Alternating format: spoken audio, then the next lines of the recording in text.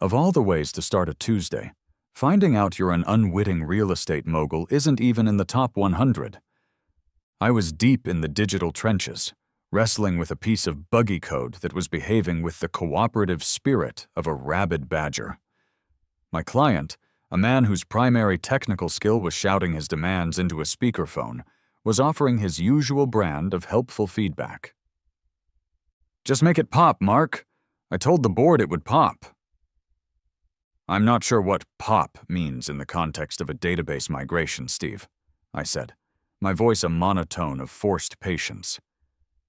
"Do you want it to pop like a champagne cork, or pop like a dislocated shoulder?" My home office, my sanctuary, overlooks the one thing in this world that truly made sense to me. My half-acre of glorious, undeveloped land. It was a perfect rectangle of green nothingness, a beautiful grassy buffer between my sanity and the meticulously manicured tyranny of the Crestwood Meadows subdivision. That empty lot was my American dream. It wasn't for a picket fence or a rose garden. It was the future site of the Fortress of Solitude 2.0, a sprawling high-tech workshop and garage where I could build ridiculous things and not have to talk to people like Steve. It was as I was contemplating the physics of a popping database that my eyes caught something fundamentally wrong with my view. There, hammered into the very heart of my sacred ground, was a splash of offensive red and white. A sign, a "for sale by owner" sign. I stopped breathing. Steve's voice faded into a distant, buzzing annoyance. My brain stuttered, trying to parse the information. This had to be a joke, a very elaborate, very unfunny joke. I mumbled something to Steve about a critical server error and killed the call. My coffee sat on the desk, forgotten. I walked out my back door and across the dew-wet grass, my slippers getting soaked. The morning air was cool, but a hot, furious energy was starting to build in my chest. It was real. A professionally printed sign, bold and arrogant. Tucked into a clear plastic tube attached to the stake were flyers. My hands were trembling slightly as I pulled one out. The paper was glossy, the font a cheerful, loopy script that made me want to punch something. "A marvelous future home site," it read. "Seize this rare opportunity to build your dream home in the prestigious Crestwood Meadows community. This spacious lot offers a blank canvas for a homeowner with tasteful and community-minded architectural ambitions. Imagine a charming English garden or a modest single-story family home that complements the existing neighborhood aesthetic. The current owner has other priorities and is eager to pass this gem on to someone who will truly cherish it.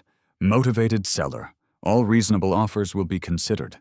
My blood ran cold. Other priorities? Complements the aesthetic? This was a direct nuclear strike against my workshop dream. Then I saw the phone number at the bottom. I didn't recognize it, but I didn't have to. The cloying, passive-aggressive tone of the flyer was as unique as a fingerprint. It was the work of a master. It was the work of Brenda. Brenda, the self-appointed queen of HOA busybodies, lived in the beige house next door. Her reign was one of terror, waged with emails about bin placement and passive-aggressive notes about the length of one's grass. And apparently she had now escalated from petty tyrant to criminal real estate agent. I stormed back inside, my mind a whirlwind of disbelief and fury. I dialed the number from the flyer. It rang twice and went to a voicemail. The recorded message was a woman's voice, stiff and artificially pleasant, like a hostage reading a script. "For inquiries regarding the Crestwood Meadows Lot 7B, please leave a message. All reasonable offers will be considered. Please note, any future construction must adhere strictly to HOA guidelines, a copy of which can be provided." It was her.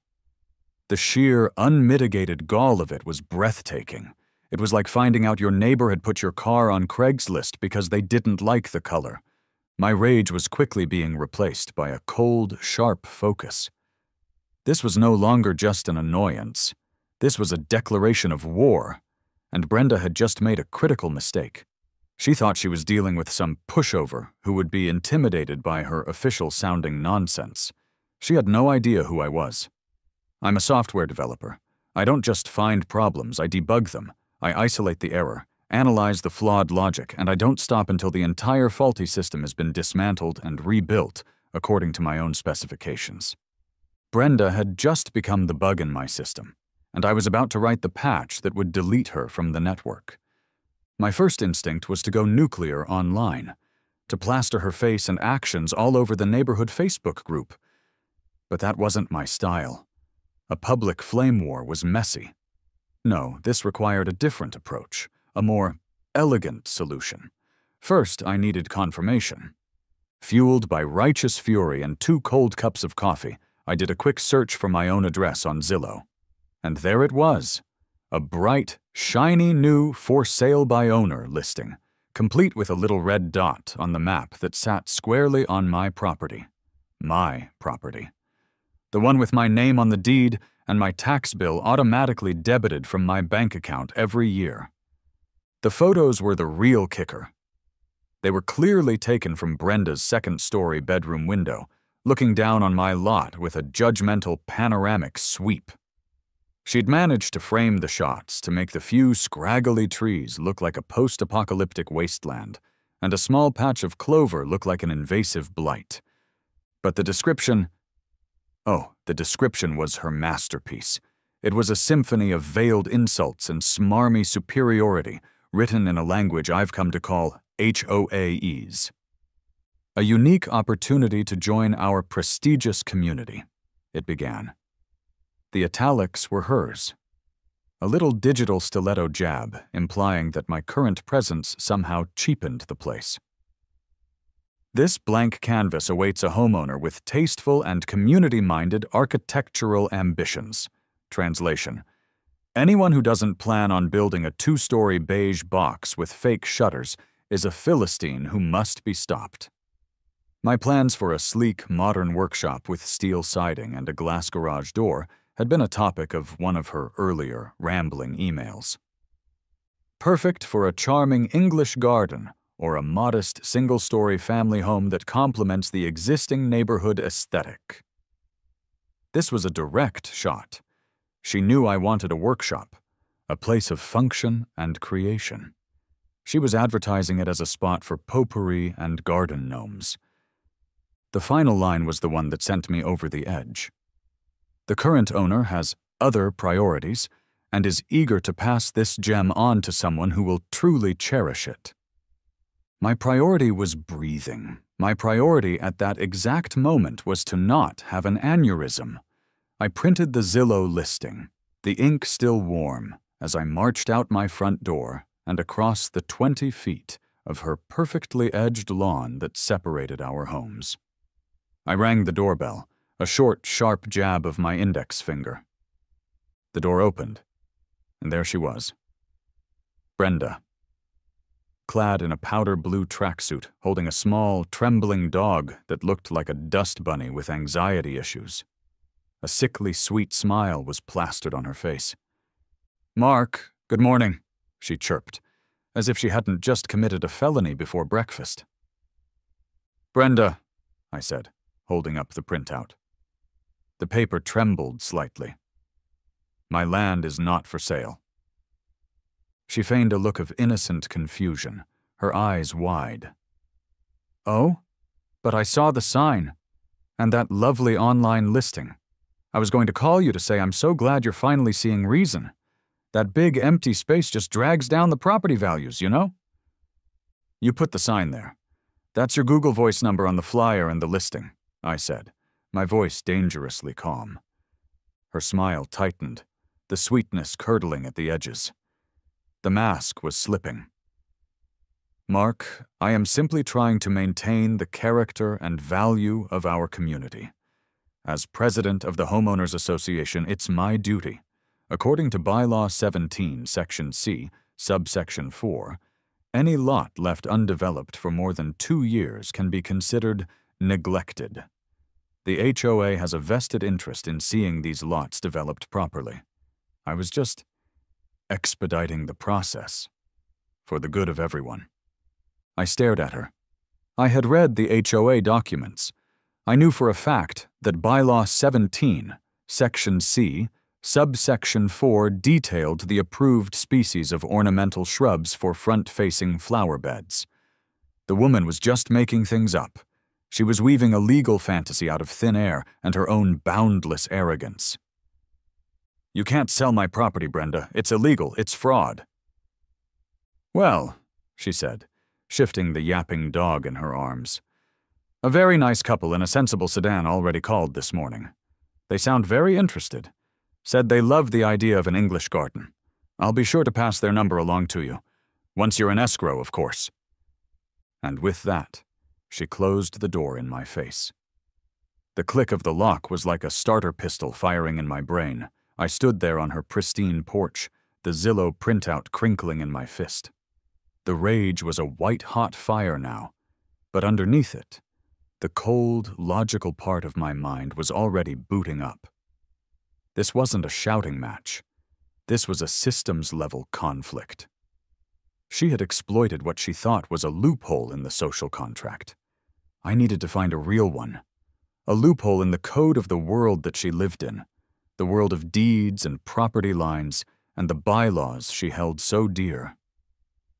I walked back to my house, a plan beginning to form. It was time to stop debugging Steve's crappy code and start debugging my neighbor. The rest of the day was a blur of digital archaeology. I canceled my meetings, set my status to offline, and dove headfirst into the rabbit hole of county property records. I downloaded every document associated with my address. The original deed from my purchase, the title insurance policy, the tax assessment records, and, of course, a fresh, high-resolution PDF of the dreaded HOA covenants, conditions, and restrictions. The CC&Rs were just as impenetrable as I remembered, a 150-page brick of legalese designed to suck the joy out of homeownership. I skimmed it again, confirming with absolute certainty that Bylaw 17, Section C, subsection 4 inches was about azaleas and had nothing to do with commandeering private property. Brenda's audacity was built on a foundation of pure, unadulterated bull. But proving her wrong wasn't enough. I needed leverage. I needed something that would not just stop her, but would permanently disable her ability to bother me ever again. My frustration was mounting as I clicked through endless, boring documents. This was her turf, her game. I was just reacting. Then I found the link to the county assessor's GIS mapping service, a digital interactive map of every parcel of land in the county. I typed in my address and the satellite view zoomed in on my little corner of the world. I toggled the view to Plat Map, and the screen refreshed, replacing the satellite image with a clean black and white surveyor's drawing. It was a mosaic of lots, lines, and numbers. There was my house on Lot 7A, and my beautiful empty field, Lot 7B. And there, right next to it, was Brenda's property, Lot 8. I traced my property lines with the cursor, feeling a familiar, primal sense of ownership, my land, my rules. And then I saw it. It was a small thing, a detail I had never noticed before because why would I? It was a pair of thin, dotted lines. They started at the main road, ran across the very front corner of my lot, Lot 7B, and connected directly to the mouth of Brenda's driveway, leading to her garage. It was a little carved-out channel, a 10-foot wide strip of my land that served as her curb cut. My heart started beating faster. I zoomed in. There, in tiny, precise letters next to the dotted lines, was a label. It read, 12-foot ingress-egress easement for Lot 8. I leaned so close to the monitor that my nose left a smudge on the screen. "No way," I whispered to the empty room. An easement. I vaguely remembered the term from when I bought the house. It meant someone else had a right to use a part of your property for a specific purpose. I frantically dug out my title insurance policy from the mountain of paperwork on my desk. I scanned the Schedule B exceptions, the list of things not covered by the policy. And there it was, in black and white. An easement for the purpose of ingress and egress as described in the official plat of the Crestwood Meadows subdivision, recorded in Book 34, page 88 of the county records, benefiting Lot 8 over and across the westerly 12 feet of Lot 7B. The gears in my brain, which had been grinding in frustration, suddenly clicked into place and began to spin with terrifying speed. Brenda had the right to drive across that 12-foot strip of my land. But the land itself, the fee title, the actual ownership of the dirt, was mine. She thought she could control what happened on my half-acre. She had no idea that every single time she left her house, she was a guest on my property. A guest who had seriously overstayed her welcome. A frantic new Google search began. Can I build on an easement? Blocking an easement. How to make an easement owner's life a living hell. The results were a mix of dry legal articles and angry forum posts. But the core message was consistent. You can't block their access or make it unreasonable, but the land is still yours. You can use it in any way that doesn't interfere with the easement's purpose. The plan that had been a vague notion of revenge began to crystallize. It was beautiful in its simplicity. It was elegant in its pettiness. It was a masterpiece of legally sound, passive-aggressive warfare. Brenda wanted to control my property? Fine. I'd start by taking control of the tiny, crucial piece of my property she used every single day. Before I executed my glorious, half-formed plan, I knew I needed professional guidance. This was beyond the scope of Google and angry forum posts. I needed a real lawyer. Fortunately, I had one on speed dial, conveniently attached to me by marriage. I called Dave, my sister's husband. Dave was a real estate attorney, but he wasn't the stuffy corporate type. He was the kind of guy who wore Hawaiian shirts to closings and explained complex legal doctrines using surfing metaphors. "Mark, to what do I owe the pleasure? Don't tell me your smart fridge is suing you for emotional distress," he answered, his voice full of his usual laid-back humor. "Dave, I have a hypothetical question," I began. "Uh-oh, hypotheticals are never hypothetical, and they're never good. Shoot." "Hypothetically," I said, pacing around my office, "if someone has a driveway easement across the front of my property, but I own the land underneath it, what can I do with that strip of land?" There was a pause. I could hear him take a sip of something. "Not much," he said. "You can't block their access, obviously. That's the whole point of an easement. You could, I don't know, plant some low-profile flowers? Why? Did that HOA lady you told me about finally declare her backyard a sovereign nation?" I took a deep breath. "She's trying to sell my land." The silence on the other end of the line was profound. It stretched for a full 5 seconds. Then a sound erupted from my phone, a deep, booming laugh that was pure, unadulterated joy. "She's what?" Dave gasped, still laughing. "No, you're kidding. She's actually selling your land? Like with a sign and everything?" "A sign, a Zillow listing, and a dedicated voicemail for reasonable offers," I confirmed. "That's not just illegal, Mark, that's ambitious," he said, his laughter subsiding into wheezing chuckles. "I'm almost impressed. Seriously, that's next-level crazy. You've got a genuine lunatic on your hands." "So, about this easement," I pressed, steering him back on track. "What are my options?" "Well," he said, his lawyer brain kicking in, "the easement is almost certainly appurtenant, meaning it runs with the land. It's a permanent feature. You can't just get rid of it. The only way to extinguish it is through something called the merger doctrine. If you came to own both your property and her property, the two titles would merge and the easement would cease to exist because you can't have an easement over your own land. That was an interesting, if wildly impractical, idea.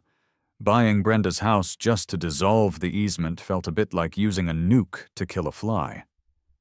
But, Dave continued, the easement only guarantees access. It doesn't grant her exclusive use. So here's the fun part. Can you build on it? No. Can you put up a wall? No. Can you, say, put up a gate? My heart skipped a beat. Can I?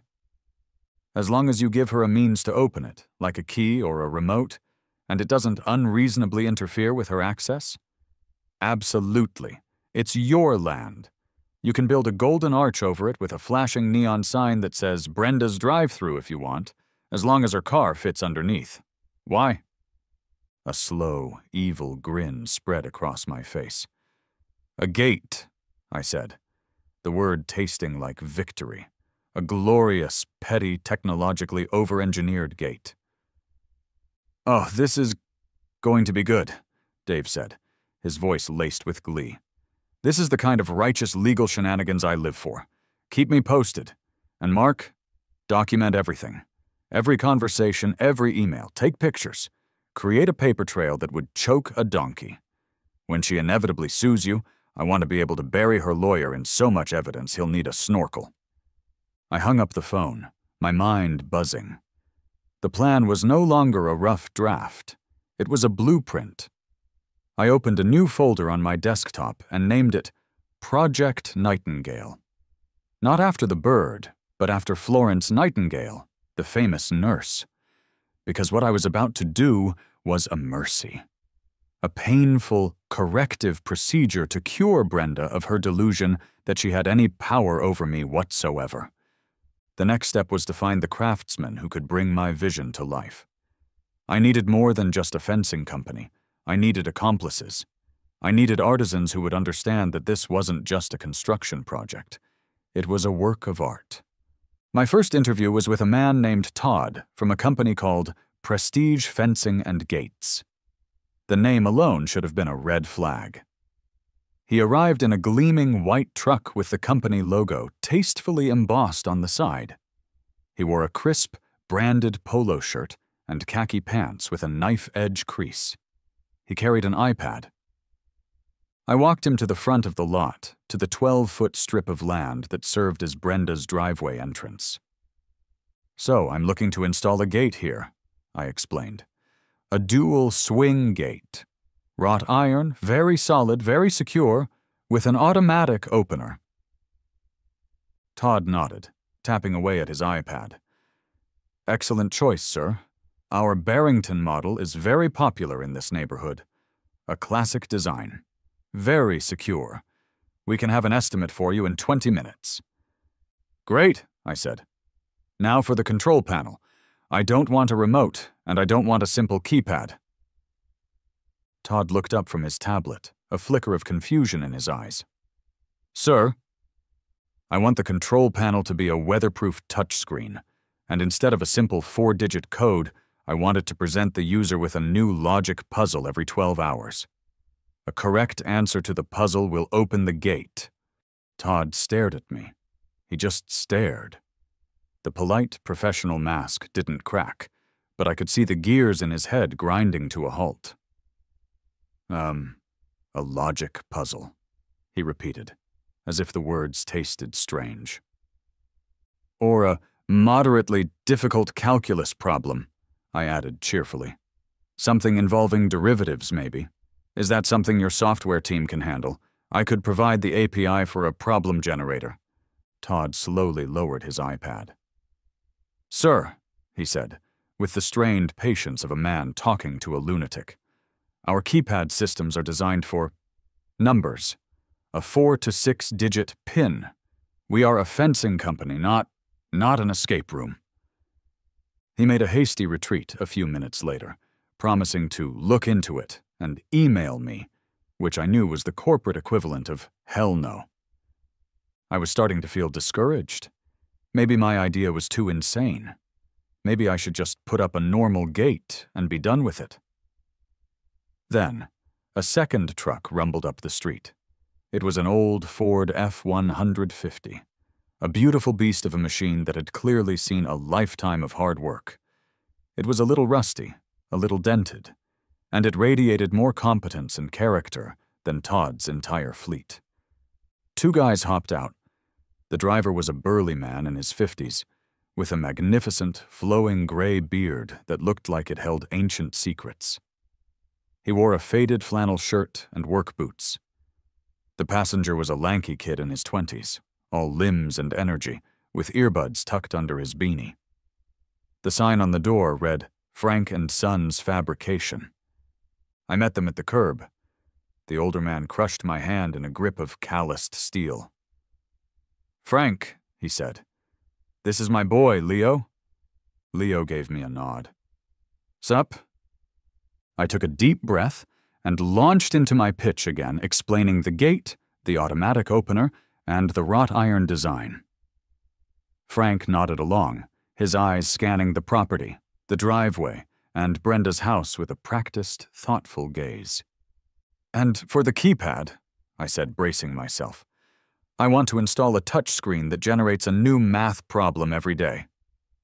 Frank stopped looking at the driveway and looked directly at me. His expression was unreadable for a moment.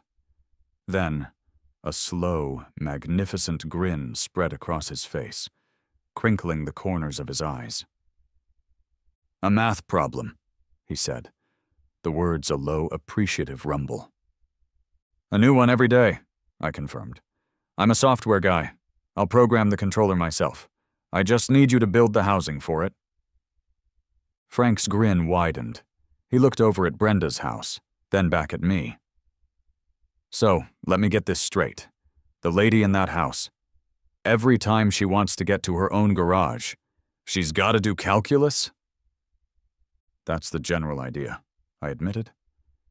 Leo, who had been quietly listening, suddenly pulled one of his earbuds out.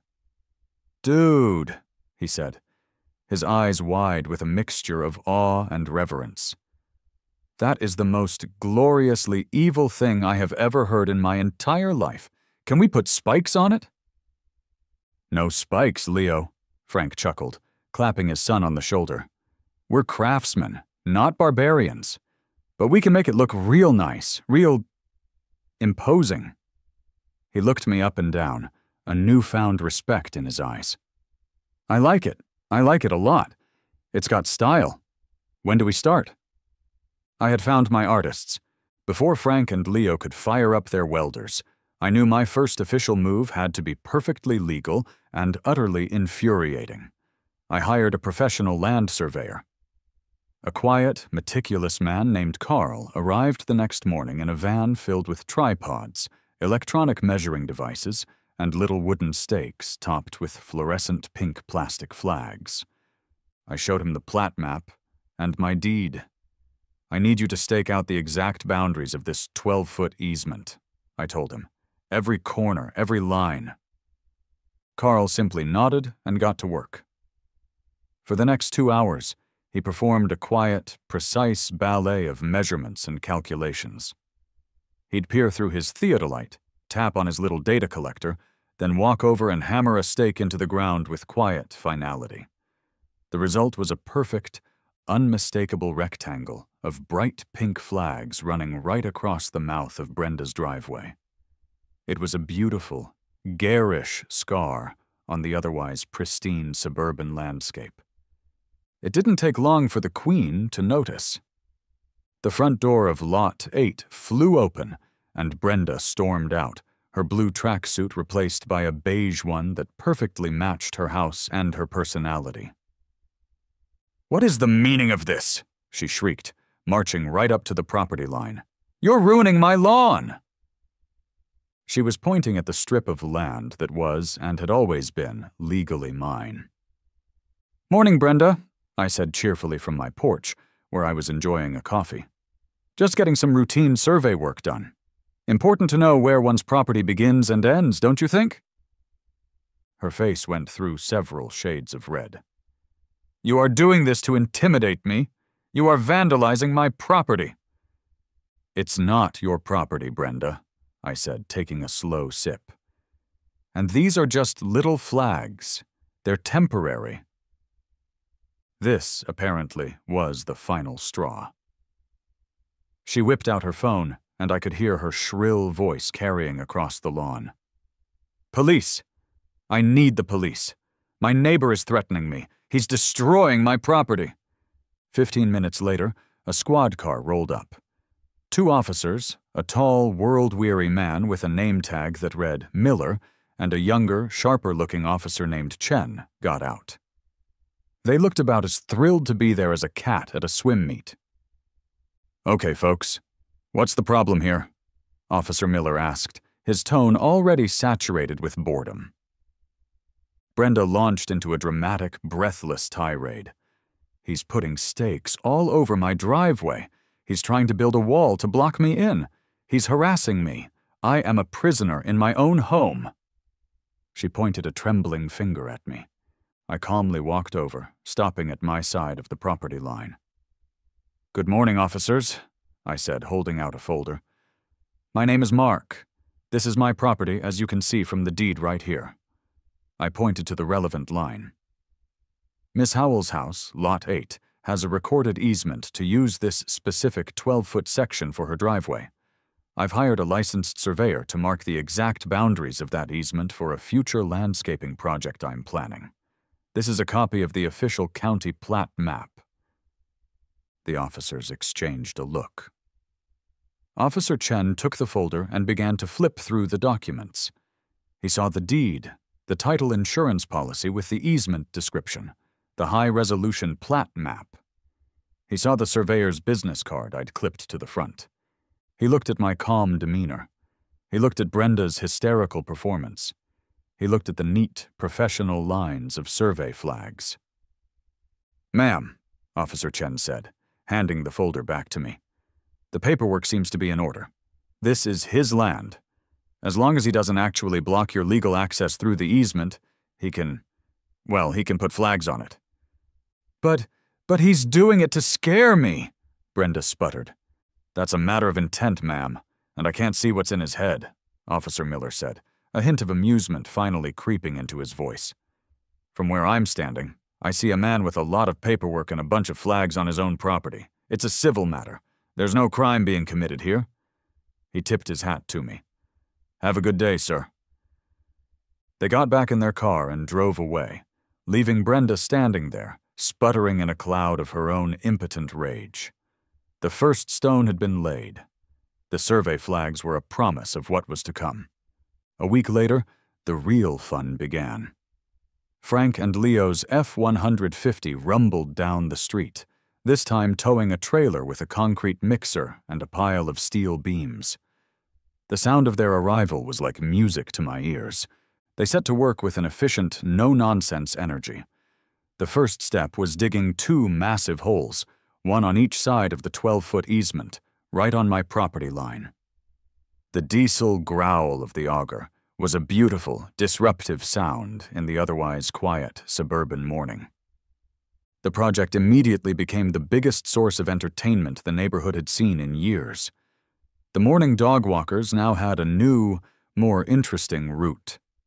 Cars would slow down as they drove by. I started getting subtle nods and thumbs-ups from people I'd never spoken to before. One afternoon, an elderly man I recognized from across the street shuffled over. He was carrying a 6-pack of beer. "Name's George," he said, handing it to me. "Been living here 30 years. He gestured with his chin toward Brenda's house. "In 2018, that woman tried to get my prize-winning roses cited by the HOA for being excessively vibrant. Said their color was disruptive to the neighborhood's neutral palette." He looked at the giant holes and the steel beams on my lawn. "Son," he said, a twinkle in his eye, "I don't know what you're doing, but Godspeed." Brenda, meanwhile, was losing her mind. She took pictures from every angle. She recorded the noise on her phone. Certified letters from a lawyer started showing up in my mailbox. I forwarded them all to Dave, who would reply with a quick email. All fluff, no substance, ignore. She complained to the HOA board, of course. But I had already made a preemptive strike. I'd sent the board members a polite, registered letter, CCing Dave, that detailed Brenda's illegal attempt to sell my land, complete with the Zillow listing. I informed them that any attempt by the HOA to interfere with the legally permitted construction on my own property would be met with swift and decisive legal action. Faced with the choice between backing their unhinged president or avoiding a lawsuit they would certainly lose, the board did what all committees do best. They turtled. They sent Brenda a carefully worded letter informing her that this appeared to be a private, civil matter between two homeowners and that the HOA would not be taking a position at this time. She was on her own, and my gate was taking shape. While Frank and Leo handled the heavy lifting, the concrete, the steel, the satisfying clang of metal on metal, I retreated to my digital forge. My job was to craft the brain of our beautiful beast. I ordered the components online. A 10-inch weatherproof industrial touchscreen, the kind they use in factories, and a Raspberry Pi 4, a tiny, powerful computer that's the heart of a million nerdy projects. While Frank was pouring concrete foundations that looked sturdy enough to stop a tank, I was in my office, soldering connections and writing Python scripts. The user interface I designed was a masterpiece of brutalist minimalism. No friendly icons, no helpful hints. Just a black screen with stark, white, monospaced text. When the motion sensor detected a person, the screen would flicker to life, displaying its grim message. Welcome to the Lot 7B access portal. Authentication required. To open the gate, please solve the following. Below this, the daily problem would appear. For the initial test run in my office, I started with something simple. 7*6 plus 3 equal sign. I coded a simple numeric keypad to appear on the screen. A correct answer would send a signal to a relay, which would, in theory, open the gate. A wrong answer would simply clear the field. There was no forgot password. Link. One evening, Frank knocked on my door. He was covered in grease and dust, and he was grinning. All right, the gate itself is hung, he announced. Motors are wired. Thing's a monster. We'll finish the electrical hookup tomorrow. How's the brain coming along? I gestured him in and showed him the interface running on my laptop. He peered at the screen, his bushy beard almost brushing the keyboard. Solve for x 3x, 8 equal sign 13. Frank let out a low whistle. Beautiful, he breathed, his voice full of reverence. Just beautiful. You know, my wife teaches pre-algebra at the middle school. If you want, I could get you some real stinkers, the kind that make the kids cry. I was thinking of subscribing to a university's Problem of the Day RSS feed, I said thoughtfully. Keep things fresh, maybe a little trigonometry on the weekends. Frank clapped me on the shoulder, his hand like a warm anvil. You're a sick, sick man, Mark, he said, his eyes twinkling. I love it. The day of the grand opening arrived. It was a Wednesday, a day of profound and beautiful mediocrity, now destined for legend. Frank and Leo had finished. The gate stood there, a formidable 9-foot-tall masterpiece of black wrought iron. It was both elegant and deeply intimidating, like a tuxedo worn by a bouncer.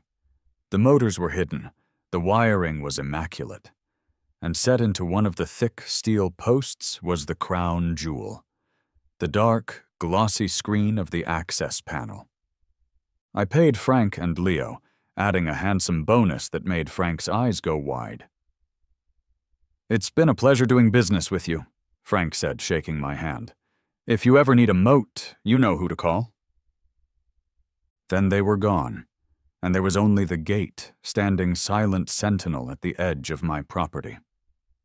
I did a final system check from my laptop. Everything was online. The motion sensor was active. The day's problem was loaded. A gentle softball to start. What is 15% of 200? All I had to do was wait. The moment of truth came at 5:17 p.m. Brenda's pristine white SUV turned onto our street. I watched from my office window, my heart thumping with a mixture of anxiety and giddy anticipation. This was it, the culmination of weeks of planning, coding, and construction. She made the familiar turn into her driveway, but her car lurched to a sudden stop. She was probably on autopilot, her mind on whatever injustices she planned to inflict on the world that evening. The massive black gate, which had not been there that morning, was now very much there. Her car sat there for a full 30 seconds, as if she was hoping it was a mirage that would fade. It did not. The driver's side door opened, and she got out, her face a perfect mask of thunderstruck disbelief.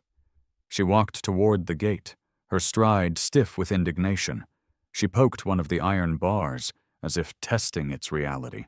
It was, in fact, real. Then she saw the keypad.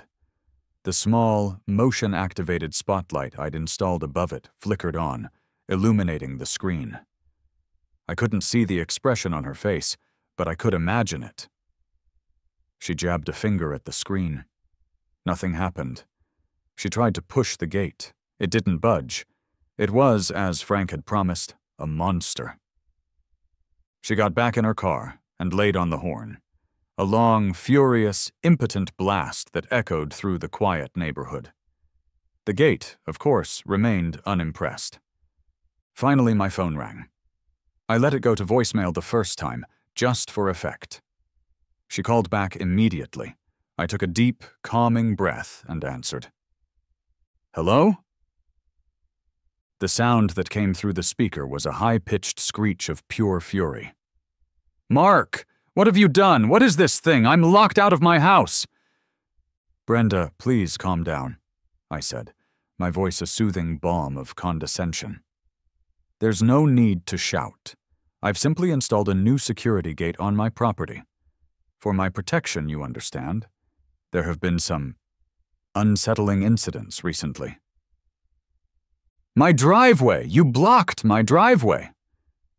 "Not at all," I said cheerfully. "Your access is fully intact, as required by the easement agreement. You just need to use the convenient state-of-the-art access panel to open the gate." "It's asking me for math!" she shrieked, her voice cracking. "This is harassment! This is illegal!" "It's a simple security question, Brenda. Far more secure than a 4-digit code that could be easily guessed," I explained patiently. "And today's is pretty straightforward, I think. You know, percentages. If you have any trouble, I'm sure there are plenty of free calculator apps for your phone. You have a great evening now." I hung up the phone before she could respond. I walked to my kitchen, grabbed a beer from the fridge, and returned to my window. In the fading light, I could see the glow of Brenda's phone as she sat in her car, furiously stabbing at the screen. A moment later, the silent, powerful motors of the gate whirred to life, and the two massive iron halves swung smoothly, majestically open. I took a long, slow sip of my beer. It was the sweetest victory I had ever tasted. Brenda did not take her defeat gracefully. Forced to park on the street for a full day after refusing to engage with what she termed the interrogation box, she declared all-out war.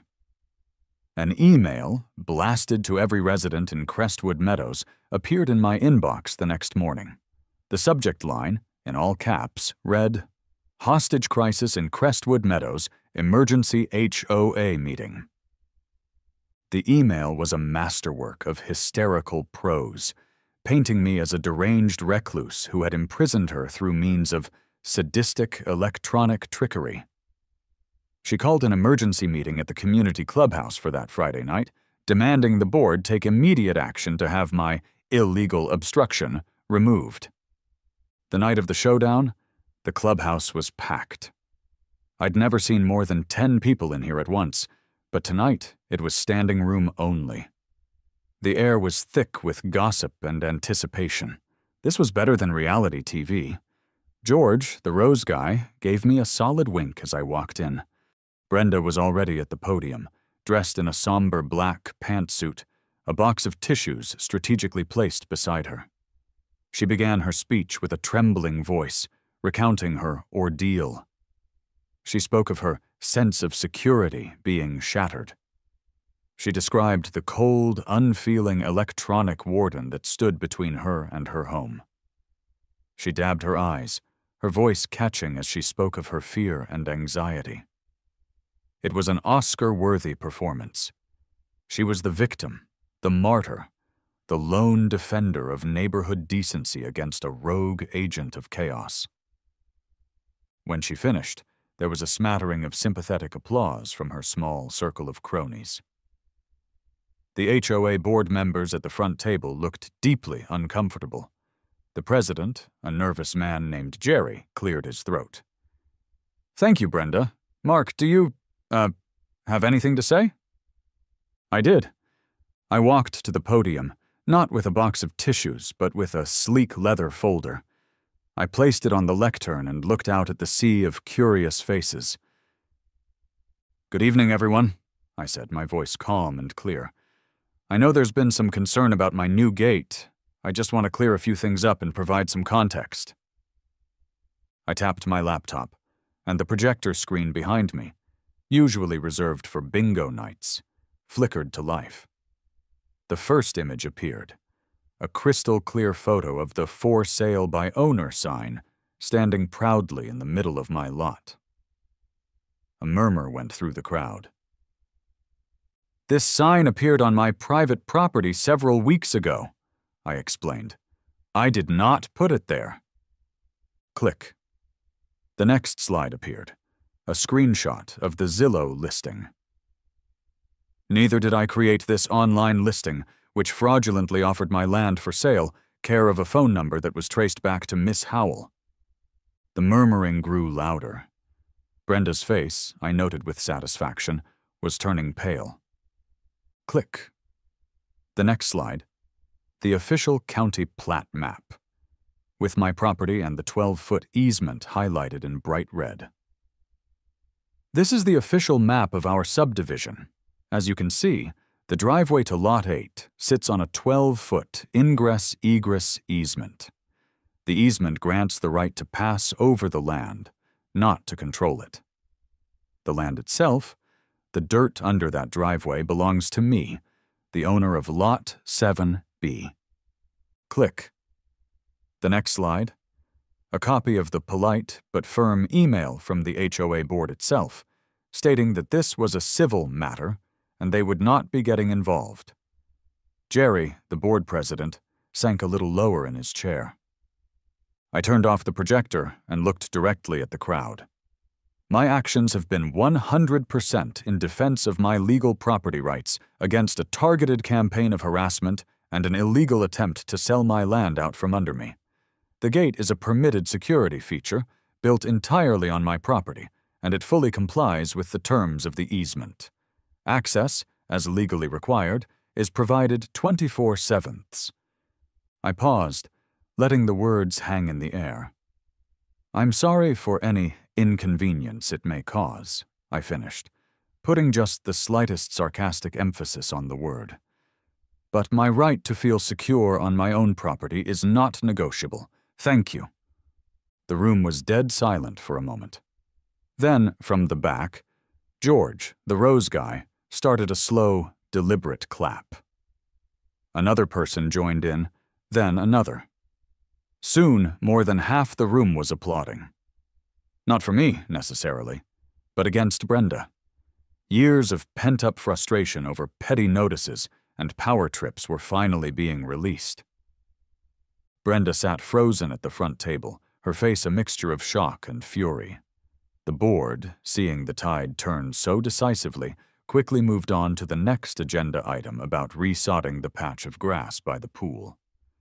The hostage crisis was over. I had won. Life in Crestwood Meadows found a new normal.